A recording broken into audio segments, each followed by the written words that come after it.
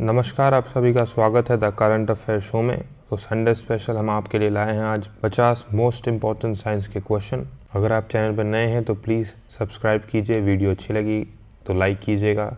कोई क्वेश्चन कोई क्वेरी हो तो कमेंट बॉक्स में लिखिएगा। इस वीडियो की PDF आप कमेंट बॉक्स में जाएंगी, मैं आपको लिंक दे दूँगा, वहाँ से आप टेलीग्राम चैनल से डाउनलोड कर सकते हैं या फिर डिस्क्रिप्शन में टेलीग्राम चैनल का लिंक जो है होगा, वहाँ से भी आप जो है डाउनलोड कर सकते हैं। Which of the following gas is used in cigarette lighters? Cigarette के जो लाइटर होता है उसमें कौन सा जो गैस है वो यूज़ किया जाता है? तो इसका आंसर हो जाएगा ब्यूटेन। जो ब्यूटेन गैस होता है उसका फॉर्मूला होता है C4H10। C4H10 इसका फॉर्मूला होता है। ये एक हाईली इनफ्लेमेबल गैस है, कलरलेस गैस होता है, ओडोरलेस मतलब कि इसमें कोई भी स्मेल नहीं होती, ईजिली लिक्विफाइड गैस है।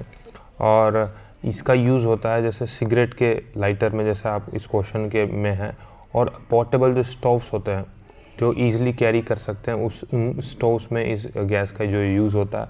और ये जो एरोसोल होता है, एरोसोल का मतलब क्या होता है, जो या तो सॉलिड और लिक्विड पार्टिकल्स गैस में जो होते हैं वो जो है मिलकर जो एक चीज़ बनाता है वो होता है एरोसोल। जैसे कि स्मोक, फॉग, मिस्ट, ये सब जो है एरोसोल के एग्जाम्पल हैं। और ये जो है प्रोपेलेंट, आपने सुना होगा प्रोपेलेंट जो यूज़ होता है। प्रोपेलेंट का मतलब होता है कोई भी गैस, लिक्विड या सॉलिड जो कि एक्सपेंशन के तौर पे यूज़ करते हैं। जैसे मोशन देने के लिए किसी चीज़ को किसी भी सब्सटेंस या ऑब्जेक्ट को मोशन देने के लिए जो यूज़ करते हैं वो उसको प्रोपेलेंट बोलते हैं। तो ये हीटिंग फ्यूल के तौर पर भी यूज़ होता है, कौन? ब्यूटेन।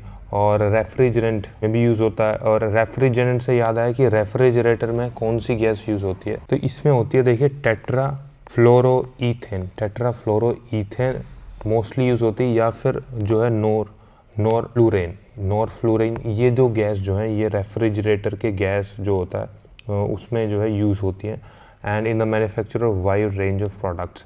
तो इसी के साथ हम जान लेते हैं कि जो LPG और फिर CNG जो कंप्रेस्ड नेचुरल गैस होती है उसमें कौन सी गैस जो यूज़ होती है।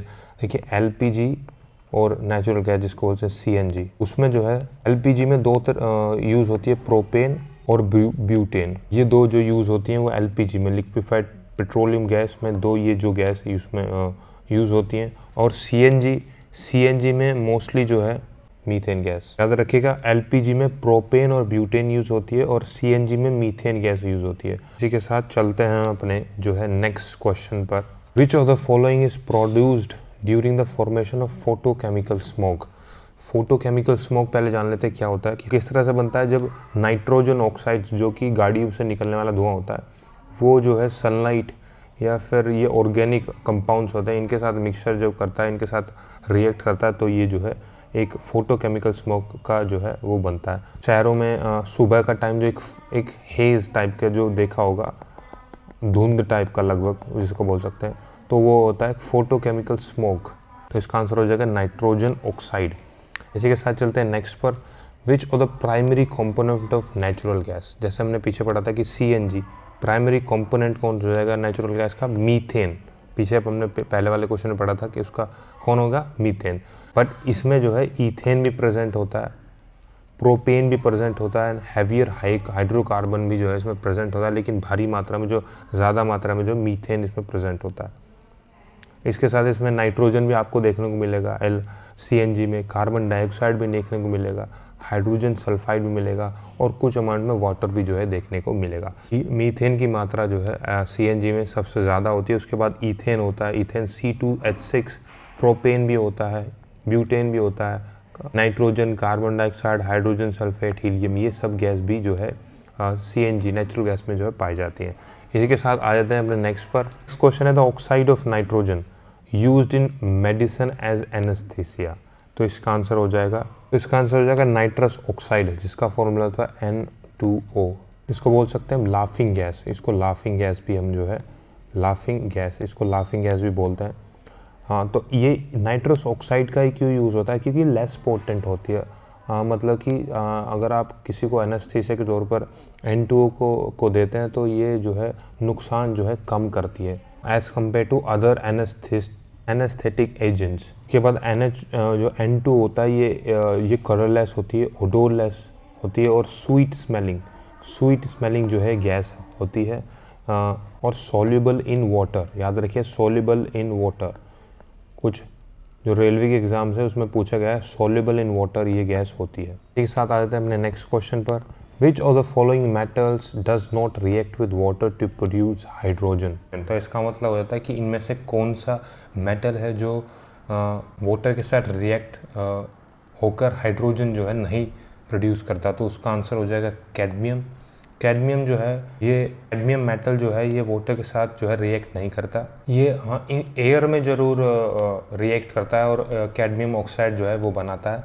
इसी के साथ लिथियम जो है ये वाटर के साथ रिएक्ट करता है। ये क्या प्रोड्यूस करता है? लिथियम हाइड्रोक्साइड जो है, लिथियम हाइड्रोक्साइड जो है वो प्रोड्यूस करता है और हाईली फ्लेमेबल हाइड्रोजन जो है वो प्रोड्यूस करता है। पोटेशियम जब H2O के साथ रिएक्ट करता है, वाटर के साथ रिएक्ट करता है, तो ये पोटेशियम हाइड्रोक्साइड और hydrogen gas K + H2O is equal to KOH और H2, पोटेशियम हाइड्रोक्साइड। इसको और सोडियम जो रिएक्ट करता है, सोडियम H2O वाटर के साथ, सोडियम मेटल जो वाटर के साथ रिएक्ट करके क्या बनाता है, ये भी सोडियम हाइड्रोक्साइड बनाता है और हाइड्रोजन गैस जो है इसमें से निकलती है। जैसे मान लीजिए Na + H2O is equal to NaOH, sodium hydroxide + H2, ये जो है ये इसमें हाइड्रोजन निकलती है। तो याद रखिए कैडमियम। इसी के साथ गोल्ड और सिल्वर ये जो है वाटर के साथ रिएक्ट नहीं करते हैं। इसी के साथ आ जाते हैं अपने नेक्स्ट क्वेश्चन पर। Atomic number is equal to, आप सबने पढ़ा होगा कि अपनी एटॉमिक नंबर क्या होता है, एटॉमिक मास क्या होता है, इलेक्ट्रॉन, प्रोटॉन, न्यूट्रॉन, ये सब आपने पढ़ा होगा। तो एक बार फिर से इसके बारे में एक बार चर्चा कर लेते हैं, देख लेते हैं कि ये क्या होता है। ब्रीफली हम इसको देखेंगे, आप सबको एक बार क्लियर हो जाएगा। तो मान लीजिए ये एक हीलियम एटम है और ये हीलियम एटम ये जो है ऑर्बिट है उसकी। ऑर्बिट में हमेशा देखिए इलेक्ट्रॉन, आपको पता होगा 3 होते हैं, एक तो इलेक्ट्रॉन होता है, प्रोटॉन होता है, एक न्यूट्रॉन होता है। Electron negative charge, proton positive charge और न्यूट्रॉन जो होता है वो न्यूट्रल होता है, न्यूट्रली चार्ज, इसमें कोई चार्ज नहीं होता।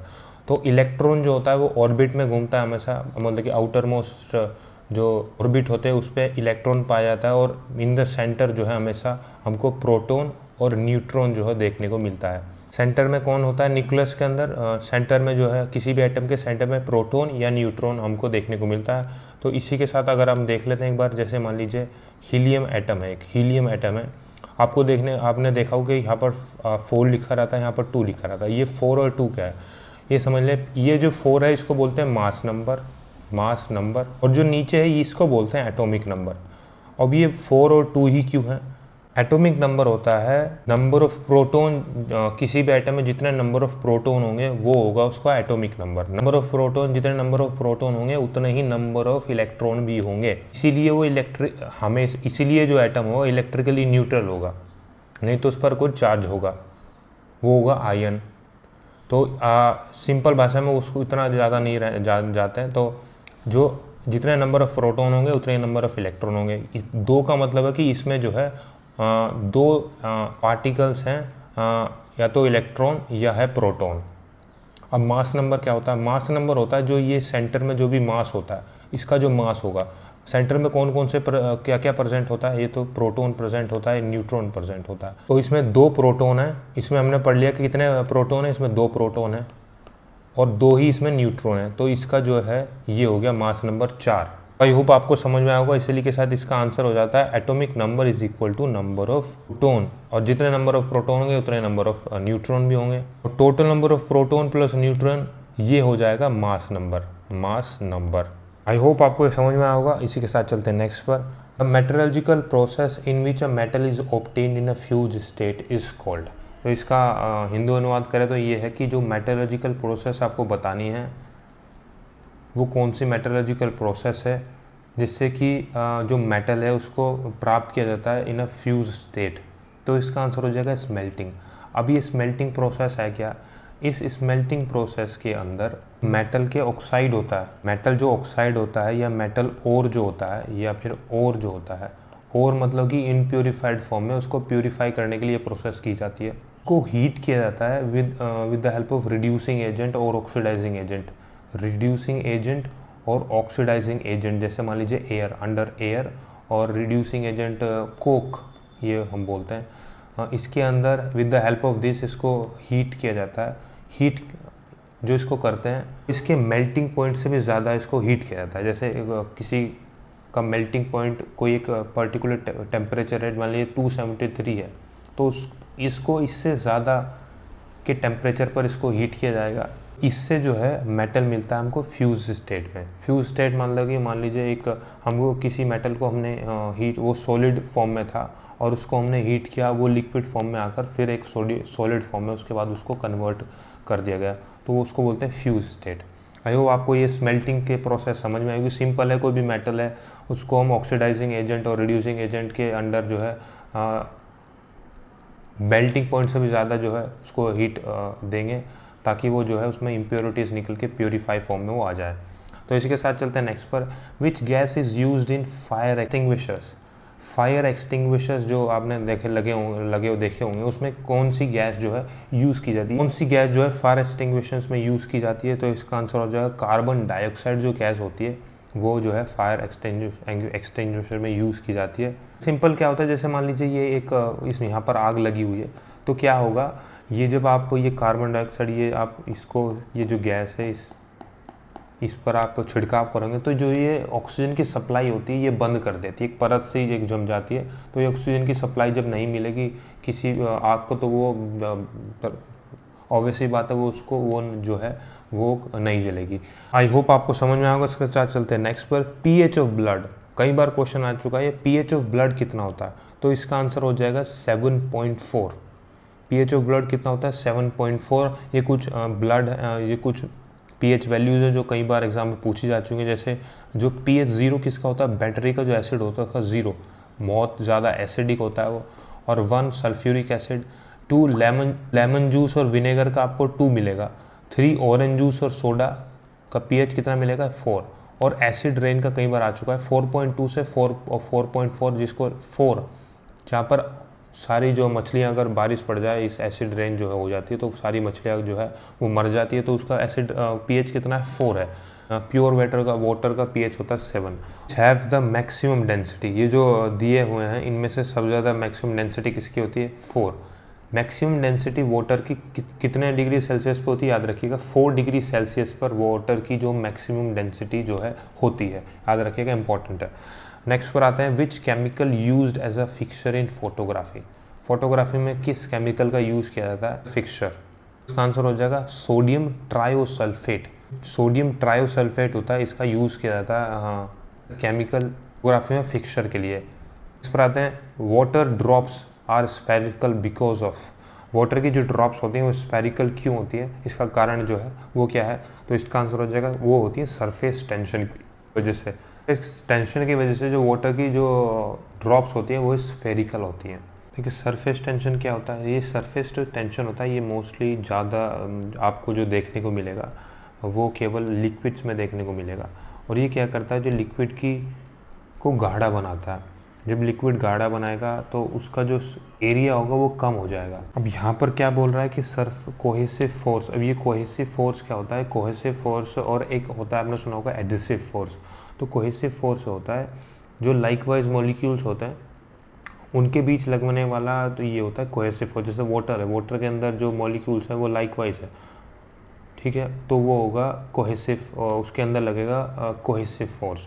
हमारे वाटर के साथ जो ये सरफेस है तो वाटर मॉलिक्यूल्स और सरफेस के बीच लगेगा एडहेसिव फोर्स। मतलब एडहेसिव का मतलब अलग अलग, वो जो अलग अलग सरफेस के बीच में लगेगा एडहेसिव फोर्स और सेम जो मॉलिक्यूल्स हैं उनके बीच में लगेगा कोहेसिव फोर्स। कि जैसे मान लीजिए वाटर है और यहाँ पर जो मॉलिक्यूल्स है ये हैं ये मॉलिक्यूल्स, तो इनके बीच तो यहाँ तो जो है लाइकवाइज मॉलिक्यूल्स है, मान लीजिए ये है जहाँ पर जो है लाइकवाइज एक मिनट मॉलिक्यूल्स मिलेगा, लेकिन जो ये मॉलिक्यूल्स है ना और इस वाटर सरफेस के साथ इसका जो है वो एडहेसिव फोर्स है, तो मतलब कि यहाँ पर कोई मॉलिक्यूल्स वाटर के नहीं है। तो जो इसको एक बार जूम करके देखते हैं, यहाँ जो सरफेस है ये कोई सरफेस नहीं है, ये एक जो है सरफेस है कोई, और ये वाटर मॉलिक्यूल्स हैं। तो इसका जो होगा यहाँ ऐसे लगेगा, इसके जो फोर्सेस होंगे वो ऐसे लगेंगे, ऐसे लगेगा। और जब आप किसी चीज़ को मान लीजिए किसी चीज़ को आप एक रुमाल है उसको एक सकोड़ के आप जेब में रखते हैं तो वो जो है गोल जो बनेगा, वो गोल करके आप जेब में रखते हैं तो उसका एरिया जो कम होगा। तो जब एरिया जो किसी चीज़ का कम करना होता है उसको हम सर्कल फॉर्म में जो है लाते हैं। सर्कल फॉर्म में उसको फोल्ड कर देते हैं, जैसे रुमाल है उसको सर्कल फॉर्म में आप रख कर जेब में रखोगे तो उसका जो एरिया होगा वो कम होगा। तो इसीलिए जो है मान लीजिए मैंने क्या बोला, जो इसका जो ये फोर्स होगा ये इसके साथ होगा कोहेसिव फोर्स, तो यहाँ पर कोई फोर्स नहीं है क्योंकि ये सरफेस है। तो इसीलिए मान देखिए आप, हुआ ना, हो गया सर्कल हो गया ना, तो इसीलिए जो है ये वो जो स्फेरिकल इन शेप में होती है ड्रॉप्स। नेक्स्ट पर आते हैं, which of the following gas is really soluble in water at room temperature. इसमें से बताना कि जो 4 गैस दी हुई हैं इसमें से वो कौन सी गैस है जो कि सोलेबल होती है इन वाटर, पानी में घुलनशील होती है एट रूम टेम्परेचर। तो इसका आंसर हो जाएगा नाइट्रोजन। जो नाइट्रोजन गैस होती है वो पानी में जो है घुल सकती है एट रूम टेम्परेचर। इसके साथ जो ऑक्सीजन और कार्बन डाइऑक्साइड और नाइट्रोजन जो गैस होती है वो भी सोलेबल होती है, वाटर सोलेबल होती है एट रूम टेम्परेचर। नेक्स्ट पर आते हैं, which is also called stranger gas. Stranger gas वो कौन सी होती है, तो इसका आंसर हो जाएगा जेनॉन। ये जो गैस होती है इसको बोलते हैं स्ट्रेंजर गैस। ये एक नोबल गैस जो ग्रुप है उससे जो है बिलोंग करती है जेनॉन गैस। और जो नोबल गैस होती है आपको पता है वो किसी के साथ रिएक्ट करके कोई कंपाउंड जो है नहीं बनाती है, लेकिन जो ये जेनॉन गैस होती है ये किसी कुछ एलिमेंट्स के साथ रिएक्ट करके कुछ कंपाउंड जो है वो बनाती है। नियोन ये भी एक नोबल गैस है, आगे ये भी एक नोबल गैस है। तो चलते हैं इसी के साथ नेक्स्ट पर, एस्पिरिन आप सबने पढ़ा होगी। एस्पिरिन क्या होती है? एस्पिरिन जो होता है वो होता है acetyl salicylic acid. Acetyl salicylic acid जो उसको क्या बोलते हैं, एस्पिरिन बोलते हैं। क्या ये एक फार्मास्यूटिकल ड्रग्स है। ड्रग्स किस लिए यूज़ किया जाता है? ये पेन जो जैसे कि मान लो सर में दर्द होता है उसके लिए एस्पिरिन दी जाती है, तो उसके लिए यूज़ किया जाता है। और जो दर्द हो रहा है, इन्फ्लेमेशन जो है उसके लिए यूज़ किया जाता है, याद रखिएगा। नेक्स्ट पर आ जाते हैं, which is what is the mixture of potassium nitrate powder, charcoal and sulphur cold. जब भी हम पोटेशियम नाइट्रेट पाउडर को चारकोल और सल्फर के साथ ऐड करेंगे तो वो क्या बनेगा, तो उसका वो बनेगा गन पाउडर। इस तरह से पूछ सकते हैं कि गन पाउडर का फॉर्मेशन क्या होता है, ये बताइए, मिक्सचर क्या होता है। तो क्या होता है, गन पाउडर का फॉर्मेशन क्या होता है, पोटेशियम नाइट्रेट, चारकोल और सल्फर, इन तीनों को अगर ऐड कर दें आप तो गन पाउडर बनता है। गन पाउडर के बारे में थोड़ा और पढ़ेंगे। गन पाउडर क्या बोलते हैं, ब्लैक पाउडर भी बोलते हैं। ये स्मोकलेस पाउडर भी जो है होता है। और अर्लियर के टाइम पे जो है इसको केमिकल एक्सप्लोसिव के तौर पर भी यूज़ किया जाता था। इसके साथ चलते हैं नेक्स्ट पर, nail polish remover contain. Daily use जो हम चीज़ें करते हैं उसके ऊपर जो है क्वेश्चन जो एक और आ गया है। तो नेल पॉलिश जो रिमूवर होता है उसमें क्या प्रेजेंट होता है, कंटेन क्या उसमें प्रेजेंट होता है उसका, तो इसका आंसर हो जाएगा एसीटोन उसमें जो है मोस्टली पाया जाता है। अब एसीटोन जो होता है वो क्लियर, हार्श स्मेलिंग और हाईली इनफ्लेमेबल लिक्विड होता है। इनफ्लेमेबल लिक्विड मीन्स ईजिली जो है वो जो आग जो है पकड़ लेता है। और एसीटोन को जो है प्रोपेनॉन भी जो है बोलते हैं हम। और एसीटोन का यूज़ जो है कहीं लिक्विड और मेडिसिन बनाने में कॉस्मेटिक कंपनी जो है अपने यूज़ करती है, और ये इसका इस्तेमाल प्लास्टिक और फाइबर बनाने में भी किया जाता है। नेक्स्ट पर आते हैं, what nucleus of atom contain. Nucleus of atom contain, जैसे हमने पिछले क्वेश्चन में पढ़ा था, प्रोटॉन और न्यूट्रॉन। प्रोटॉन मीन्स प्लस, जो पॉजिटिव चार्ज एटम होंगे प्रोटॉन, और न्यूट्रॉन मीन्स न्यूट्रल, जिसमें कोई चार्ज नहीं होता। वो मिलकर क्या बनाते हैं, वो एटम के बीच न्यूक्लियस में जो है प्रेजेंट रहते हैं। और these held together by the strongest force, fundamental force. ये कौन सी फोर्स जो होती है, फंडामेंटल फोर्स, याद रखिए फंडामेंटल फोर्स। इसको कौन सी फोर्स बोलते हैं, फंडामेंटल फोर्स भी इसको बोला जाता है। ये is called the strong force. Washing soda कि वॉशिंग सोडा क्या होता है, ये बेसिक क्वेश्चन है जो आपने 9वीं और 10वीं में पढ़े होंगे। तो वॉशिंग सोडा क्या होता है, वॉशिंग सोडा को बोलते हैं हम सोडियम कार्बोनेट, याद रखिए सोडियम कार्बोनेट, Na2CO3 को वॉशिंग सोडा बोलते हैं, जिसका फॉर्मूला होता है सोडियम कार्बोनेट। नेक्स्ट पर आता है, natural rubber is a polymer derived from. अब नेचुरल रबर जो होती है वो पॉलीमर होती है, किससे बनती है, वो बनती है, नेचुरल रबर होती है वो पॉलीमर होती है आइसोप्रीन की।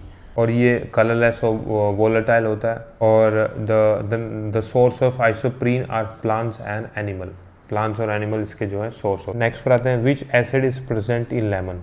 जो नींबू है उसमें कौन सा एसिड पाया जाता है, तो इसका आंसर हो जाएगा सिट्रिक एसिड। ये बहुत सिंपल क्वेश्चन है, मगर कई बार आपको बहुत ज़्यादा कन्फ्यूज़न हो जाती है, इसलिए मैंने ये क्वेश्चन जो है इसमें दे दिए हैं।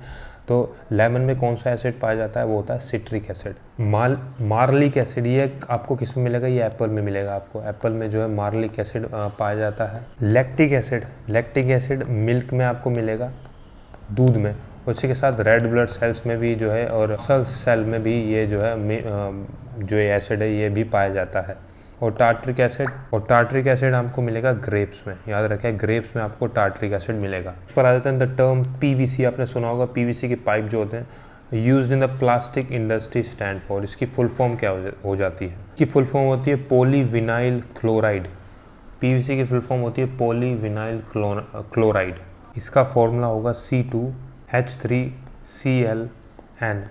N जो है नंबर ऑफ चेंज जो है, और ये जो है एक पॉलीमर है। मोस्ट यूज्ड पॉलीमर जो है इसको बोला जाता है, किसको? पीवीसी को। तो इसका फॉर्मूला क्या होता है? C2H3Cl, polyvinyl chloride. याद रखिएगा। नेक्स्ट पर चलते हैं। Which among following is used to produce artificial rain. Artificial rain को कराने के लिए किस केमिकल का जो यूज़ किया जाता है, उसका आंसर हो जाएगा सिल्वर आयोडाइड। एरोप्लेन के द्वारा, रॉकेट के द्वारा जो ये जैसे क्लाउड है, इसमें सिल्वर आयोडाइड जो केमिकल है इसका छिड़काव किया जाता है।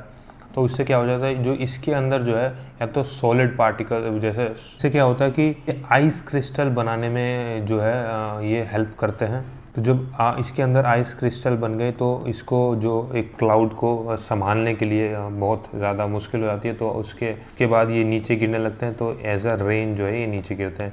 ये टेम्परेचर के अकॉर्डिंग जो अगर मौसम अगर मान लीजिए इतना ठंडा नहीं है तो एज अ वाटर ड्रॉपलेट्स के रूप में, अगर ठंडा है तो एज अ स्नोफॉल के रूप में जो है नीचे गिरेंगे। इसी के साथ कुछ और होते हैं, जैसे एक तो सिल्वर आयोडाइड हो गया। इसी के साथ हम इसका इस्तेमाल करते हैं, पोटेशियम आयोडाइड का भी इस्तेमाल करते हैं।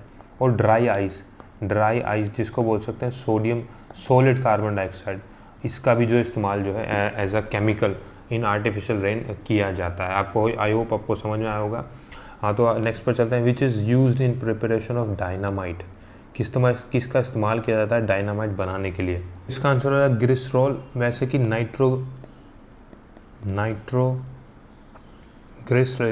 नाइट्रोग्लिसरीन इसका जो है इस्तेमाल किया जाता है in the preparation of dynamite. याद रखिएगा, नाइट्रोग्लिसरीन या ग्लिसरॉल में होगा नाइट्रोग्लिसरीन, जिसका इस्तेमाल किया जाता है डायनामाइट को बनाने के लिए। उसमें कुछ और हो जाते हैं सॉर्बेंट जैसे कि, और एक होता है स्टेबलाइज़र। इन तीनों को मिलाकर जो है डायनामाइट जो है बनता है। डायनामाइट जो होता है आपको पता ही होगा, ये एक एज अ एक्सप्लोसिव जो है यूज़ करते हैं, जैसे माइनिंग में और कंस्ट्रक्शन में जो है इसको यूज़ किया जाता है। ये कुछ है, आप पढ़ सकते हैं। नाइट्रोग्लिसरीन का फॉर्मूला क्या होता है? CnH5n3O9 जो इसका फॉर्मूला होता है। इसी के साथ चलते हैं नेक्स्ट पर। In case of negative work the angle between the force and displacement is. इसको समझते हैं हम डिटेल में, थोड़ा पेशेंस बना के रखिए, समझ में आएगा। देखिए अब कैसे समझ में आता है।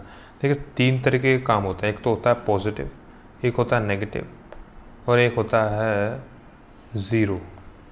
ठीक है, 3 तरह के काम होते हैं। अब इन 3 तरह के काम को बारे में एक बार समझ लेते हैं। F is equal to work is equal to F into S cos theta.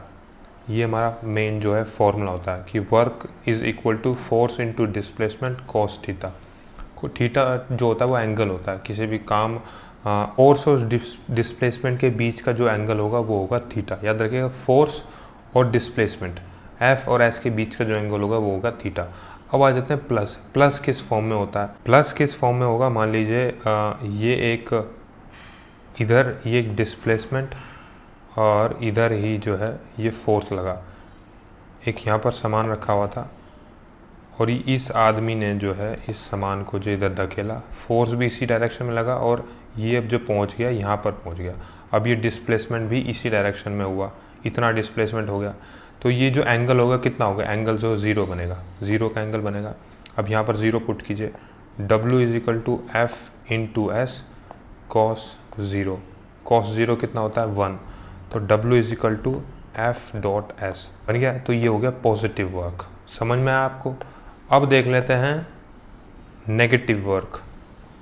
Negative work कैसे होगा, जो कि इस क्वेश्चन में भी लिखा हुआ कि नेगेटिव वर्क कैसे होगा। मान लीजिए एक बार फिर समझते हैं, ये एक उसने जो फोर्स जो है इस डायरेक्शन में लगाया, फोर्स इस डायरेक्शन में लगाया, लेकिन डिस्प्लेसमेंट जो है वो इस डायरेक्शन में हुई।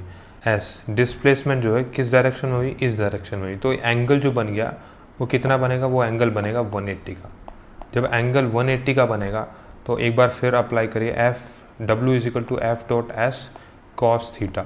अब थीटा की वैल्यू यहाँ पर है 180 अगर आप पुट करते हैं यहाँ पर थीटा की वैल्यू, तो W is equal to F dot S और कॉस 180 होता है -1, तो ये हो गया W is equal to minus F dot S. W is equal to minus F dot X, तो बन गया माइनस, नेगेटिव आ गया, नेगेटिव वर्क डन होगा किस में, किस केस में, एंगल कितना होगा 180, याद रखिएगा 180। तो इसका आंसर हो गया। अब तीसरा चलते हैं कि जीरो कैसे होगा। जीरो कैसे होगा, वो किस केस में होगा। मान लीजिए ये इस डायरेक्शन में जो है फोर्स लगा, फोर्स जो इस डायरेक्शन में लग रहा है, इस डायरेक्शन में, और जो वर्क डन और डिस्प्लेसमेंट हो रहा है वो किस डायरेक्शन में, जो ऊपर की तरफ हो रहा है डिस्प्लेसमेंट। याद रखिए डिस्प्लेसमेंट ये जो है ऊपर की तरफ हो रहा है, एस ऊपर की तरफ हो रहा है।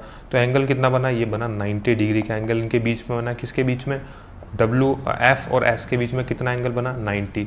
इसको समझ लेते हैं, एक बार फिर पुट करते हैं, W is equal to F dot S cos theta.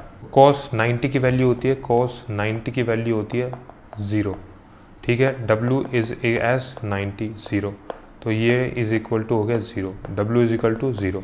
तो इस केस में कितना बना, 90 डिग्री का एंगल होगा फोर्स और डिस्प्लेसमेंट के बीच में, तो कितना वर्क कितना होगा 0। याद रखिएगा इन तीनों को आपको अच्छे से समझ में आया होगा आई होप, कि अगर पॉजिटिव होगा तो कितना डिग्री का एंगल बनेगा, ये बनेगा 0 डिग्री का एंगल इनके बीच में। कितने डिग्री का एंगल बनेगा, 0 डिग्री का एंगल बनेगा। नेगेटिव होगा तो 180 डिग्री का एंगल बनेगा।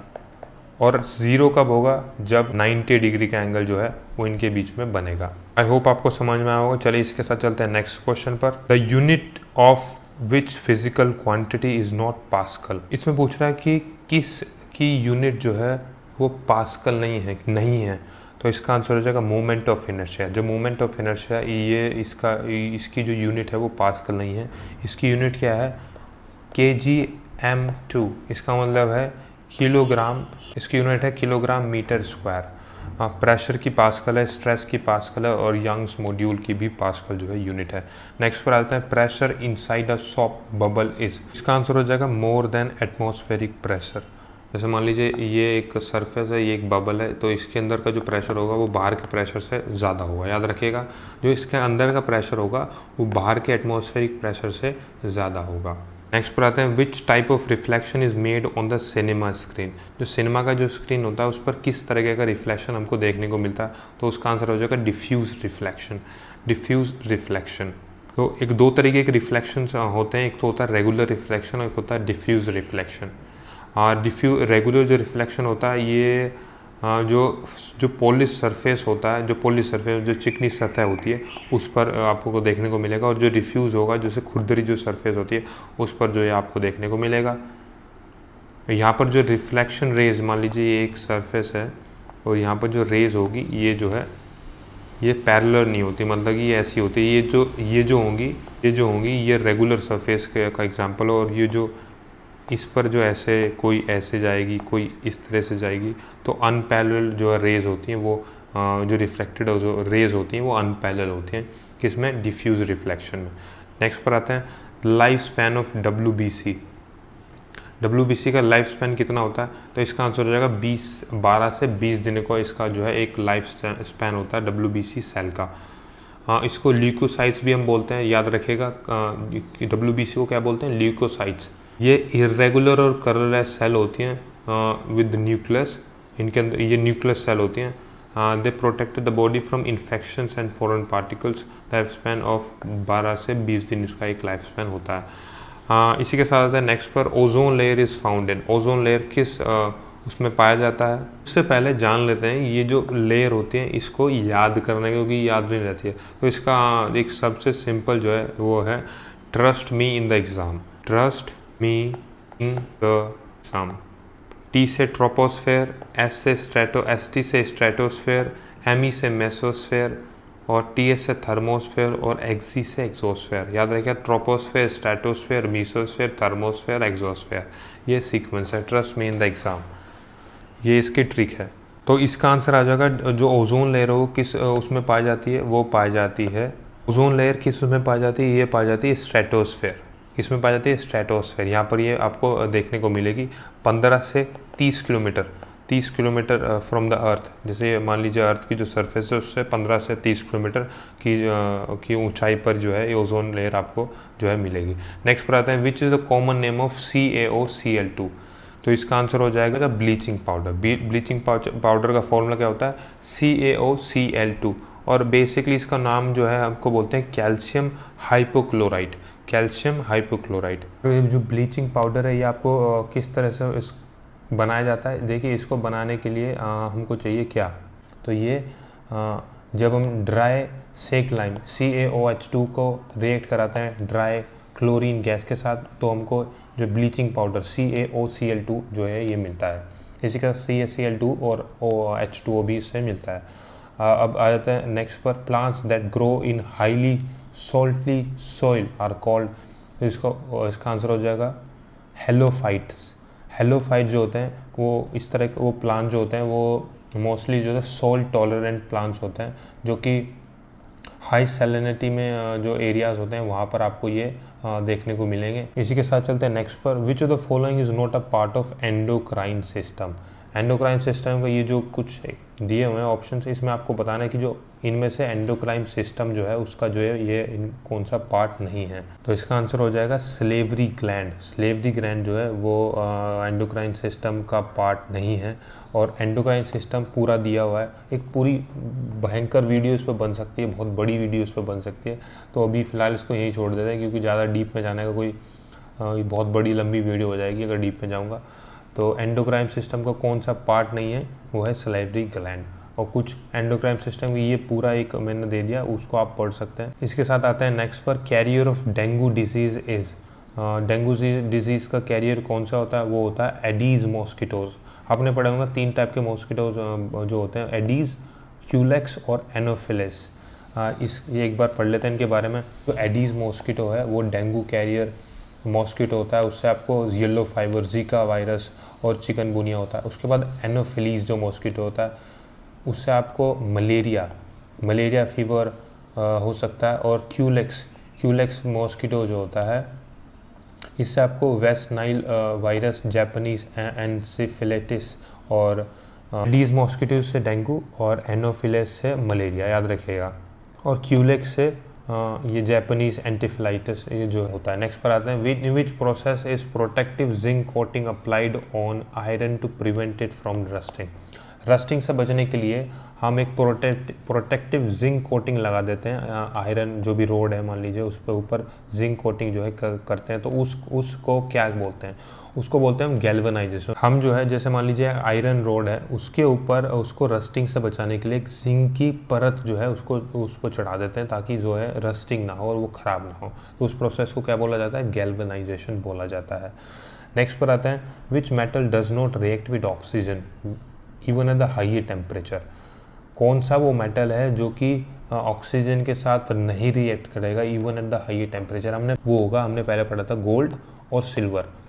ये जो 2 मेटल होते हैं ये ऑक्सीजन के साथ रिएक्ट नहीं होते किसी भी तरीके से। नेक्स्ट पर आएंगे, in which substance it is beneficial to treat bee sting. अगर आपने मधुमक्खी ने आपको काट लिया तो किसका प्रयोग आप करेंगे ताकि उसमें आपको ट्रीटमेंट में हेल्प मिल सके? तो उसका आंसर हो जाएगा बेकिंग सोडा का इस्तेमाल करेंगे। बी स्टिंग होगी जो एसिडिक इन नेचर होगा उसका, तो उसको न्यूट्रल करने के लिए हम बेसिक अप्लाई करेंगे। तो उसका आंसर हो जाएगा बेकिंग सोडा या सोडियम कार्बोनेट। इसका इस्तेमाल हम कर सकते हैं, सोडियम कार्बोनेट या बेकिंग सोडा का इस्तेमाल कर सकते हैं, ये ज़्यादा बेनिफिशियल होगा। What percent of carbon is in steel? तो इसका आंसर हो जाएगा 2%। 2% जो होता है कार्बन इन स्टील में, 2% कार्बन पाया जाता है स्टील में। नेक्स्ट पर आते हैं, what is the unit of magnetic field? Magnetic field की यूनिट क्या होती है? तो इसका आंसर हो जाएगा टेस्ला। इसका आंसर क्या हो जाएगा? टेस्ला। नेक्स्ट पर आते हैं, which of the following part of human brain consist cerebrum. Cerebrum जो है किस पार्ट में पाया जाता है?